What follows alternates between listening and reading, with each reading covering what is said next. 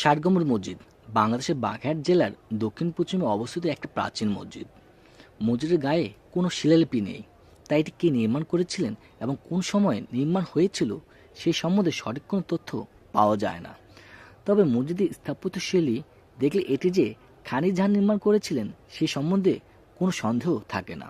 ধারণা করা হয় তিনি 15শ শতাব্দীতে এটি নির্মাণ করেন। এই মসজিদটি বহু বছর ধরে ও বহু অর্থ খরচ করে নির্মাণ করা হয়েছিল। পাথরগুলো আনা হয়েছিল রাজমহল থেকে।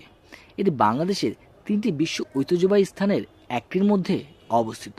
বাগেরহাট শহরটিকে বিশ্ব ঐতিহ্যবাহী স্থানের মর্যাদা দেওয়া হয়েছে। 1983 খ্রিস্টাব্দে ইউনেস্কো এই সম্মান প্রদান করেন।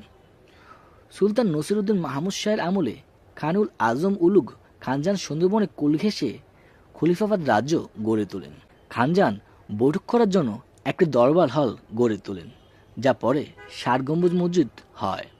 তুগলকি ও জৌনপুরী নির্মাণশৈলী এটি সুস্পষ্ট। মসজিদটির নাম ষাট গম্বুজ মসজিদ হলেও এখানে গম্বুজ মোটেও 60টি নয়। গম্বুজ 11টি সারিতে মোট 77টি। পূর্ব দেয়ালে মাঝের দরজা ও পশ্চিম দেয়ালে মাঝে মেহরাবের মধ্যবর্তী সারিতে যে 7টি গম্বুজ, সেগুলো দেখতে অনেকটা বাংলাদেশের চৌচালা ঘরের চালের মতো। বাকি 7টি গম্বুজ আধা গোলাকার। মাঝে মাঝে মনের শান্তির জন্য ঘোরা ভালো। শহরে সে একঘেয়েমি সবসময় ভালো লাগে না, তাই বন্ধুদের সাথে ঘুরতে আসলাম বাগেরহাটে। এখন আমরা রয়েছি বাগেরহাটের ষাট গম্বুজ মসজিদ।